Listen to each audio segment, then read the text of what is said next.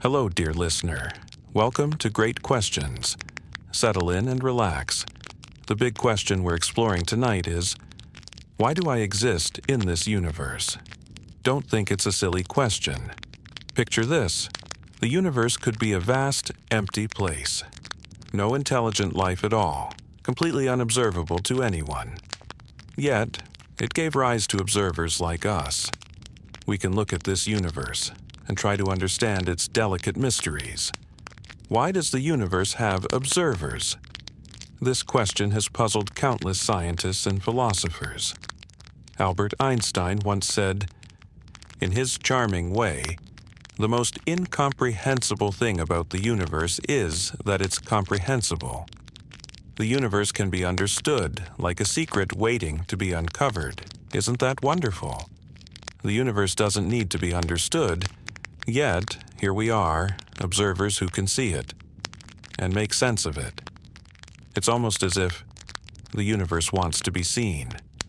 If the universe never evolved to create beings like us, beings who can observe it, what would its purpose be? Like a flower blooming high in the mountains. It blooms, then fades away naturally, unseen by anyone. If no one ever saw it, would its beauty still shine as brightly as when it first bloomed? This sounds poetic, doesn't it? But tonight, we're diving deeper, with a scientific lens. We say, the universe must be observed. From a physical perspective, some of the universe's fundamental rules were set in a purposeful way, designed to allow the evolution of intelligent observers, beings capable of seeing the universe. This is the fine-tuning of the universe, and our journey tonight begins with it. Before we explore this fine-tuning, let's clarify the big question of this episode. Why does the universe have observers? It's a complex question, not easily answered in just a few words. We need to tell the whole story to capture its subtle beauty. So, this episode won't be too brief. First, we'll introduce the idea of cosmic fine-tuning. This means the universe's basic parameters were set with purpose, to allow the evolution of humans. Then, to explain this marvelous fine-tuning, we'll introduce the anthropic principle. It's one way to make sense of the universe's design. The anthropic principle comes in two forms, strong and weak. We'll share a theory for the strong anthropic principle, Hegel's astral school, a theory for the weak anthropic principle, the multiverse theory, and a theory for the counter-anthropic principle, the Boltzmann brain hypothesis. Finally, you'll be invited to decide which theory answers this big question best. Ready? Let's begin with the fine-tuning of the universe. The order of the cosmos is truly wondrous. If you are young or new to these ideas, unfamiliar with physics or cosmology, you may not yet grasp its depth. But as you grow older and learn more, you may start to believe that the universe has a completed design. Speaking of this, we must share a famous quote from physicist Chen-Ning Yang. Where does such a small part get its great power and influence from? Now that I'm over 90, my views on this have changed even more with age. In my 20s, I was strongly against the idea of a creator or divine nature. But as I've grown older, that opposition has faded. Why? As we age, our confidence diminishes. We've discovered so many wonders, and our ability to understand them seems to slip away. So, if you call this a religious feeling, I think that's a fair way to put it. After hearing Professor Yang's words, what is the true wonder among all those he mentioned? How valuable is it? All right, let's gently dive into the details of the universe's fine-tuning. What is this tuning really about? We need to understand that modern physics became the science of sciences, the hardest science of all, because it can be built rigorously, right? That means, from basic principles, a complete theory is derived through mathematical reasoning, and it can explain everything in the world. physicists have long sought a grand unified theory of the universe, or a theory of everything. This would blend general relativity and quantum mechanics into one single model. In essence, it would be the ultimate expression of physics' famous trait, explaining the entire universe with just one theory. Einstein, in his later years, devoted time to this pursuit, but in the end, he didn't succeed. However, today's physicists have developed a close approximation to a theory of everything, the Standard Model of particle physics. This model includes the basic particles that make up matter, like quarks and leptons, as well as their interactions. Except for gravity, the basic particles and interactions in this standard model can describe every motion in the universe. Yet, physicists unexpectedly found that in this standard model, there are over 20 fundamental free parameters set without clear reason. So, what do these free parameters do? In other words, these parameters aren't derived from calculations. They're simply given specific values, with no underlying explanation. It's like the mathematical building of physics, where we don't know where some of its most important basic components come from. Why are they called free parameters? This means these parameters can be tuned freely. They don't have to have these values. With different values, the standard model of physics would still be consistent. In other words, with different values, the universe could still exist consistently. However, if these parameters change even slightly, life wouldn't evolve, planets wouldn't form, and even chemical reactions wouldn't happen. Yet, such a barren universe is entirely possible. The question is, who tuned these free parameters to the exact values that allow chemical reactions, planets to form, and even intelligent life to evolve? Not more, not less. So, let's take a specific example of this fine-tuning. We all know the fine structure constant, alpha, is a key constant in quantum electrodynamics. It shows the strength of the coupling between electric charges and electromagnetic interactions. In the standard model, it's still called the fine structure constant, so all electromagnetic phenomena depend on it. But the issue is, the fine structure constant isn't calculated. Instead, you have to input its value manually after setting up the equations. This value, measured experimentally, is 1 over 137.359,69139. A bit more or less, and it wouldn't work. Why? If alpha's value drifts by even 4% from its current one, there would be no stable carbon in the universe. We all know carbon is essential for life. So, why must the fine structure constant be 1 over 137.035969139? We don't know. It's completely arbitrary. For example, the masses of the up and down quarks are also free parameters in the standard model.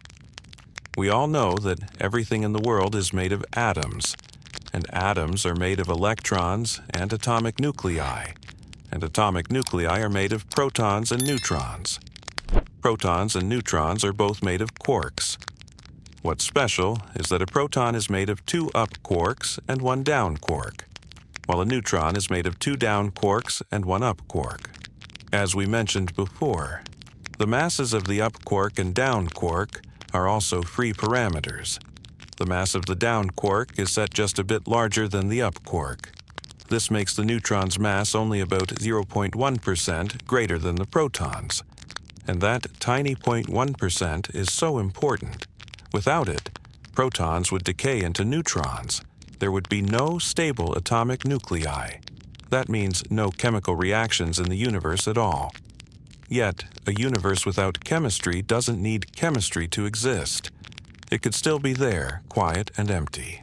So, the question arises, why are the relative masses of the up and down quarks set in this ideal state? Let's think about the basic constants in general relativity, like the strength of gravity. If gravity were just a little stronger, stars would become unstable. They'd burn out too quickly. On the other hand, if gravity were a bit weaker, the pressure inside stars wouldn't be enough. They couldn't produce light or heat. So, the question is, why is gravity's strength set in this perfect balance? Gravity is just one piece. Many other factors must work together, like the expansion of the universe. We all know gravity pulls matter together, but there's also a counterforce that makes the universe expand: dark energy.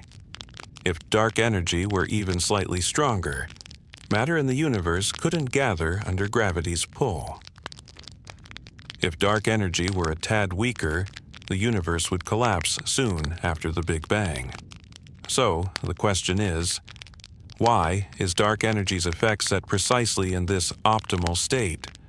Not too much, not too little. There are so many other fundamental physical constants. I won't list them all here. It's worth noting that a 4% change in the fine structure constant could have such an impact, and a 0.1% shift could cause this or that. But there's a key premise: if all other parameters stay the same, then changing just one eliminates life, stars, and chemistry. This means the coincidences of these constants aren't added up, they're multiplied.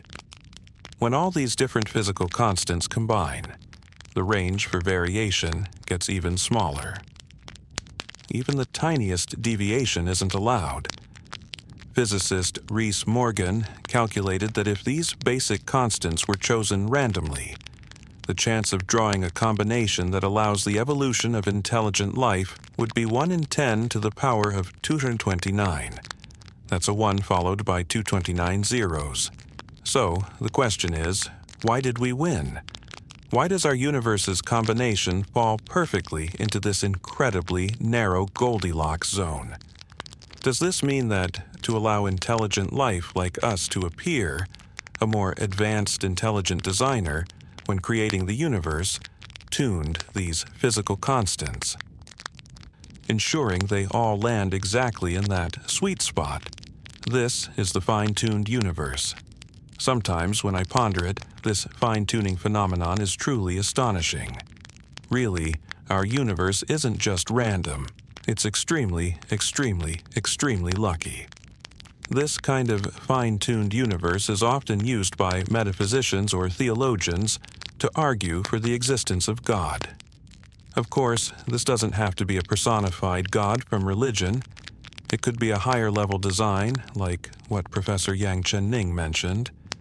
Evidence of a higher design like this is called design evidence, or teleological proof. We introduced these kinds of proofs before, in a program about evidence for and against God's existence.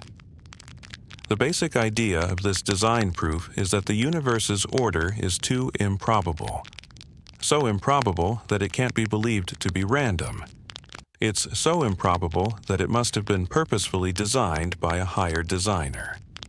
This is the best explanation for such a coincidence, fitting Occam's razor. However, there's a major counter-argument to this design or teleological proof: Darwin's theory of evolution. This theory says we can admit the world's order is quite refined. But then, the question is, does that order require a designer to arrange it? No, according to the logic of natural selection. Nature has no personality or goal. It's not a designer trying to craft things cleverly. Instead, it evolves through a process of trial and error. Moreover, the environment undergoes many changes, and organisms experience many genetic mutations. These variations and mutations are random. They have no purpose, no direction. They lead to many different forms. Life that can't adapt to the environment gets eliminated, while life that can adapt is selected, inherited, and spread. After billions of years of trials, the surviving life on this planet has adapted perfectly to the environment. And different species adapt to each other, making the world seem incredibly orderly. But you must understand, dear listener, what you see is a harmonious world, so cleverly shaped through endless trials and gentle errors. It might seem like there's a quiet arrangement behind it all. What you don't see are the quiet figures faded away in this soft dance of trial and mistake. Natural selection isn't always kind to those who don't make it. So, if you gaze back at this peaceful world from afar and seek a special story just for it, that might be a touch of pride, born from looking only at what's left behind.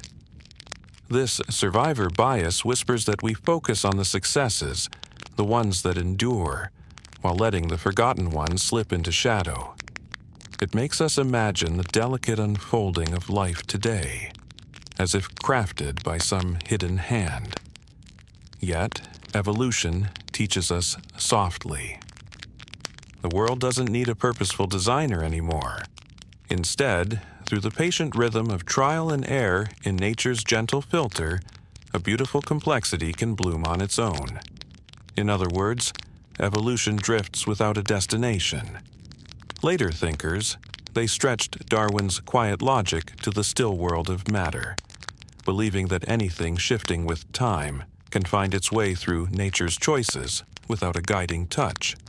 And so, the whole universe unfolded naturally, from the Big Bang's soft whisper to its tangled web, then atoms twinkling into being, stars glowing, planets like our Earth spinning, life stirring, humans dreaming.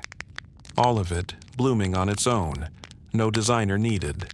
So, this fine-tuning of the universe, it might be explained by evolution's gentle flow. Imagine, the universe has lingered for 13.8 billion years. In that vast, dreamy span, through endless tries and soft corrections, nature's filter has shaped a cosmos just right for intelligent life to awaken. It's like drawing a tiny, elusive prize, but with enough quiet time. It arrives after those 13.8 billion years, and so, natural selection whispers an answer to the universe's tuning. But pause and wonder. Do you think a wise soul like Yang Chen-ning wouldn't know Darwin's evolution? He surely does, aware that any woven order can emerge from trials and nature's choices. Of course he knows. Yet, the gentle question lingers. What lies at evolution's heart? It's something that shifts with the flow of time, isn't it? And under nature's soft nudge, it grows more fitting for enduring. But what of a constant? A constant is unchanging. A steady whisper, named for its eternal calm, like the speed of light today. 299,799,458 meters each second. So, was light slower in the dreams of 10 billion years ago, or quicker? We must see. Life can evolve. The cosmic cradle can shift. But the laws of physics, and those eternal numbers, they stay the same since the universe's first breath. This means nature's filter holds no sway over these constants. It truly puzzles those who cherish evolution's tale. The story of cosmic constants. It softly denies natural selection's reach, meaning it can't unravel those universal threads. Before, we whispered that evolution isn't a tale of physics or design. If nature's choices can't touch these basic cosmic numbers, does that mean the purposeful view regains its gentle light? Does it suggest the universe was shaped by a higher, wiser hand? The quiet back and forth between those without faith and those who believe, we explored deeply in the last dream about proofs for and against a divine presence. We won't drift there now. If it calls to you, wander to turn left and revisit that tale, on explanations for the universe's wild whispers. Many dreamers have shared in the comments there, though I wasn't named back then. In this gentle night, we'll turn to the anthropic principle. The anthropic principle, also known as such, rests at the crossroads of physics, cosmology, and philosophy's soft musings. It seeks to answer why the universe holds those special traits, allowing us to be, to observe, in essence, a quiet key to the cosmos's fine weave. The heart of the anthropic principle, is that the universe we see must be in harmony with our existence. In other words, the reason the universe holds such a delicate order, as if crafted for human evolution, is because if it didn't have these qualities, we wouldn't be here, we wouldn't observe it, and no one would wonder why the universe is so finely tuned. The anthropic principle comes in two forms: the weak anthropic principle and the strong anthropic principle. The weak anthropic principle says the universe we observe must allow for the existence of an observer. This weak principle makes no grand assumptions. It simply points to the observer's selection effect or an observer's bias, much like survivor bias. We can marvel at the universe's delicate order because we are the ones who survived. If we didn't survive, no one would be amazed by the universe's natural harmony. This weak anthropic principle pushes back against arguments for design. The universe wasn't shaped with purpose. You sense its order tuned for an observer's presence, because you, the observer, are here. If you, the observer, didn't exist, the question of the universe's fine-tuning wouldn't arise. Yet, the weak anthropic principle faces criticism. Some call it meaningless.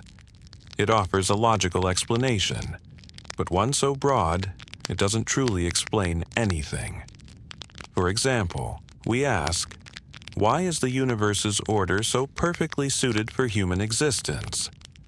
You answer, because if it wasn't, humans wouldn't be here. That answer, though logical, isn't a scientific explanation. It's not a scientific theory because it can't be disproved. It doesn't directly tackle the question of why the universe is arranged so perfectly. Though this explanation is certainly true, it's not really an answer. And so, many scholars turn to the strong anthropic principle. Unlike the weak one, it tries to directly address the universe's laws. Why does the universe's order align so precisely with the emergence of an observer? The strong anthropic principle answers that the universe's very nature is designed to allow intelligent life to appear. This suggests there's a design or arrangement in the universe, making the evolution of intelligent observers inevitable, or at least more likely. Next in this episode, we'll explore the strong anthropic principle to explain why the universe has observers. This is the opening of our tale. At last, we've unraveled the early questions about why the universe has observers. Now, let's drift to the main story. First, let's share the first answer to the great question of why the universe has observers, the strong anthropic principle, as seen in Hegel's philosophy. Each time I ponder the strong anthropic principle, it reveals the universe's innate tendency to create observers, so the universe can be seen. This surely brings to mind the dialectical philosophy of the German thinker Hegel. Today's theme finally lets us use Hegel's philosophy to explain why humans exist. Hegel's dialectical philosophy argues there must be something absolute, necessary, and essential in this world. Without this absolute, necessary, and essential essence, the countless complex phenomena of the world could not exist. In Hegel's view, this absolute, necessary, and essential essence is spirit. That's why they call Hegel an idealist. The essence of the world is spirit, and the German word for spirit is Geist. This spirit first exists in concepts, like a blueprint of logic. Then, through a dialectical unfolding, it negates itself, becomes its own opposite, and negates again.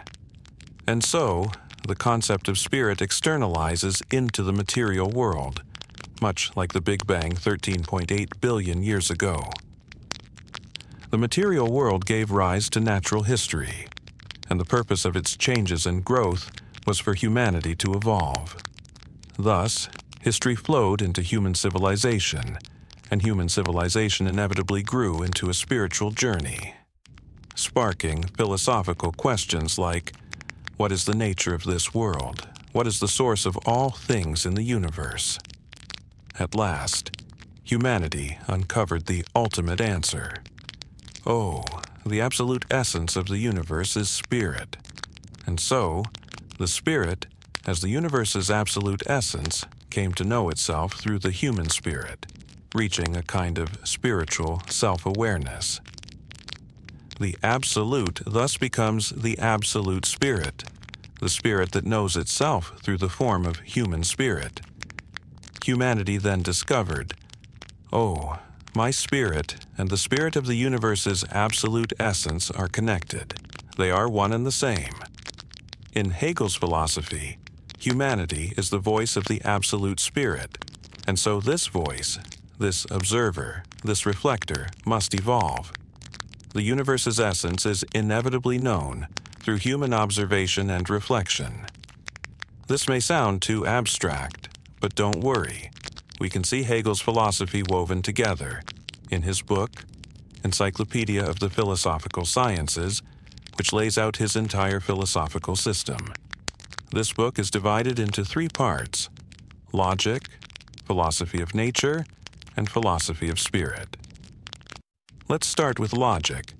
Logic in Hegel's system isn't the formal logic or rules of reasoning we usually think of.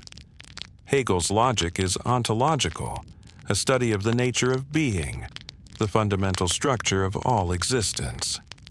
Because the universe's essence is spirit, long before the material world and humanity appeared, the spirit, the universe's essence, held a logical blueprint. This is like God's blueprint before creation. God had a vision of how the world would unfold. Of course, Hegel's logic explores a series of basic conceptual rules, starting with being, then non-being, and finally becoming. Within these 3 concepts lie many other subtle conceptual definitions. We won't drift too deeply into these gentle rules in our tale tonight, but we can softly glimpse the foundational code of the cosmos. This foundation surely guides the flow, and as it unfolds, it shapes the world's history. This shows that the world's historical journey, including nature's whispers and the spirit's dreams, was set from the very beginning. This logical blueprint, this core code, must come to life, and logic naturally flows into history. It's a perfect harmony between thought and time. What we call the necessary reason of existence means this logical design must bloom into historical reality, because it was always meant to be. Before, the spirit's concepts externalized into the natural world, leading to nature's story, or the philosophy of nature. This embraces many realms of physics and natural sciences, from the dance of planets to humanity's evolution as living beings. In the philosophy of nature, Hegel used logic to trace the inevitable unfolding, from matter to life, to plants and animals, and finally to us. The end point of nature's philosophy is the emergence of humans with conscious minds. Nature's ultimate dream is the blooming of the human spirit. This leads us into the realm of spirit's philosophy. Of course, this realm unfolds in many ways too, starting with subjective spirit, then growing into objective spirit, and finally passing through stages of art and religion, reaching philosophy, the highest whisper of the human spirit. Through philosophical musings, humanity at last grasps the absolute essence of the universe, which is truly spirit. At the same time, spirit, as the universe's absolute core, recognizes itself through human spirit's gentle activity. In the end, this philosophy of spirit tells of how the externalized spirit returns home through our human endeavors, achieving a soft self-awareness. So, looking back at these three parts of the whole philosophy, they're not separate islands, but three stages in Spirit's self-unfolding toward Absolute Spirit. In the first stage, Absolute Spirit is potential. In the second, inaso, it's unfolding. And in the third, it's realized. By its own logic, Spirit becomes external in the natural world, and finally returns to itself through human spirit. These three parts form a closed circle. It's like Spirit, wishing to know itself, descends to the earthly realm, becomes nature, then rises back through human awareness. Let me share a gentle passage describing Hegel's philosophy from the book History of Western Philosophy by Professor Thomas Wright. For Hegel, this long and winding journey is both the Iliad and the Odyssey of Spirit. It's not just Spirit's quest to a distant land for knowledge of the Absolute, but also Spirit's homeward path to self-understanding. Because human Spirit's recognition of the Absolute is the process where the Absolute itself becomes Absolute Spirit. Human Spirit isn't outside the Absolute. Rather, it's the Absolute's voice. When it knows the Absolute, it returns to itself. This means human Spirit's knowing activity, in the end, is the self-movement of Absolute Spirit. We humans, in our quiet pursuit of philosophy, believe we're just observing and understanding the world, but we don't realize our Spirit's knowing is truly the universe's absolute essence awakening to itself. Our Spirit is the universe's essence. In Hegel's philosophy, knowing is being, and thought and existence are one. Einstein's question, the most incomprehensible thing about the universe is that it's comprehensible. That understanding the universe is a mystery aloud. To answer Einstein from Hegel's gentle view, the universe can be known by our human spirit, because its essence and our spirit were one from the start. Thought and being were united from the beginning. Philosophy can always be knowing. In a hidden way, God created humanity in His image from the dawn. Even before creation, God said it so we could understand Him. There. After this brief glimpse of Hegel's philosophy, let's return to the strong principle. In this light, Hegel's philosophy illustrates the strong anthropic principle. Why does the universe have observers? Because the universe's essence is spirit, and its purpose, its quiet mission, is to create beings with similar spirit, achieving spiritual self-awareness through human observation of the cosmos. Thus, the appearance of observers is inevitable, and the universe must be seen. There, after sharing Hegel's version of the strong principle, the evolutionists grow restless. They critique Hegel's philosophy as entirely circular, though it seems logically seamless, forming an astonishing philosophical system where parts connect like thought is being, essence is subject, logic is history, philosophy is knowing, and method is content itself, all flowing smoothly and consistent. But this is wholly circular. From the start, Hegel assumes the universe's substance is spirit, and spirit's dialectical growth aims for self-awakening after a long journey. But on what basis do you assume such a purpose for the universe? Why must the universe have a purpose? At this point, the anti-evolution critics rise and say, "Are you trying to pull that old trick against purpose again?" We must argue that natural selection can't resolve the universe's fine-tuning, right? Hasn't your natural selection been undone by cosmic tuning?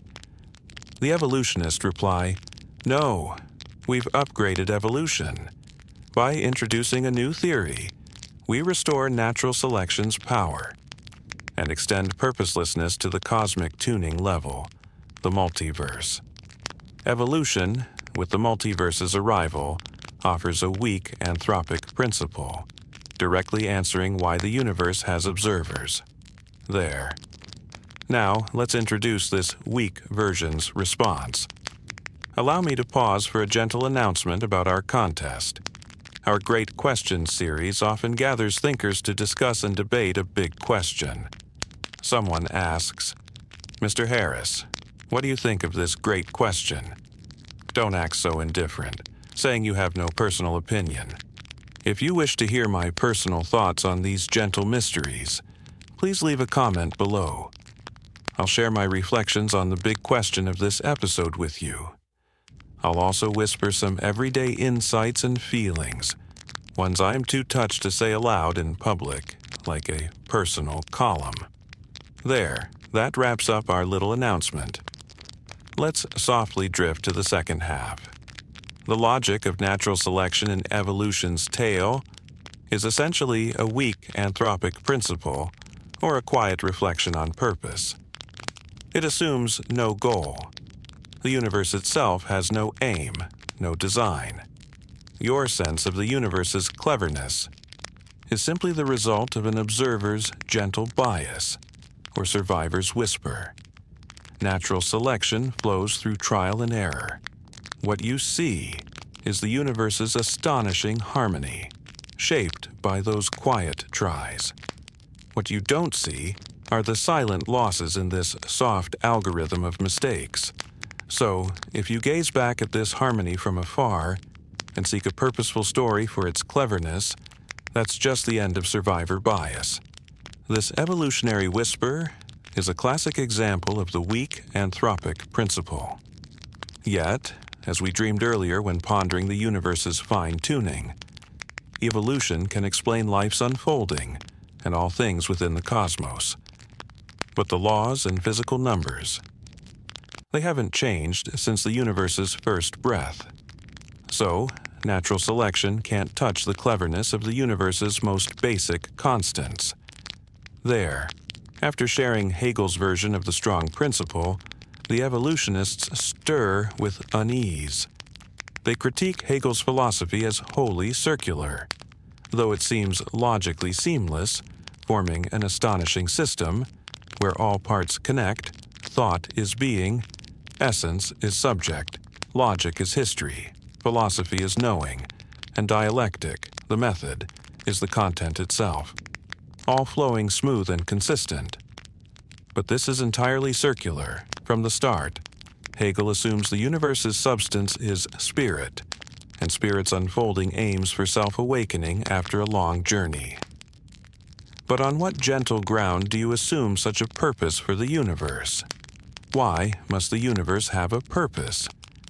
At this moment, the critics of evolution rise softly and say, "Are the evolutionists trying to play that old trick against purpose again?" We must whisper that natural selection can't resolve the universe's fine-tuning, right? Hasn't your logic of natural selection been undone by cosmic tuning? Now, the evolutionists reply, "No, we've gently upgraded evolution. By bringing in a new theory, we restore life to natural selection and extend purposelessness to the cosmic tuning level." This theory is the multiverse. Evolution, with the multiverse's quiet birth, offers a weak anthropic principle, directly answering why the universe has observers. There, let's introduce this weak version's gentle response. Here's a brief whisper about our gathering. Our Great Questions series often invites kind souls to discuss and debate a big question. Someone asks, "Mr. Harris, what do you think of this great question?" Don't act so indifferent, saying you have no personal opinion. If you want to know my personal views on these matters, please scan the QR code and add me on X. I'll share my thoughts on this episode's big question with you on Moments. I'll also share some daily reflections and insights, things I'm too shy to say in public. It's like a personal column. There, that concludes our meeting notes. Let's drift to the second half. The logic of natural selection in evolution's tale is essentially a weak anthropic principle, or a quiet reflection on purpose. It assumes no goal. The universe itself has no aim, no design. Your sense of the universe's harmony is simply the result of an observer's gentle choice, or a survivor's bias. Natural selection flows through trial and error. What you see is the universe's cleverness, selected through those soft tries. What you haven't seen are the victims of this trial and error whisper, so if you only look at this cleverness from a backward gaze and try to find a purposeful explanation for it, that's simply the final bias. This evolutionary explanation is a classic example of the weak anthropic principle. Yet, as we discussed earlier when dreaming of the universe's fine-tuning, evolution can explain life's unfolding and all things in the cosmos. But the laws and physical numbers, they haven't changed since the universe began. So, natural selection can't resolve the cleverness of the universe's most basic constants. There, after sharing Hegel's version of the strong principle, the evolutionists stir with unease. They critique Hegel's philosophy as wholly circular, though it seems logically seamless, forming an astonishing system where all parts connect, thought is being, essence is subject, logic is history, philosophy is knowing, and dialectic, the method, is the content itself, all flowing smooth and consistent. But this is entirely circular. From the start, Hegel assumes the universe's substance is spirit, and spirit's unfolding aims for self-awakening after a long journey. But on what gentle ground do you assume such a purpose for the universe? Why must the universe have a purpose? At this moment, the critics of evolution rise softly and say, are the evolutionists trying to play that old trick against purpose again?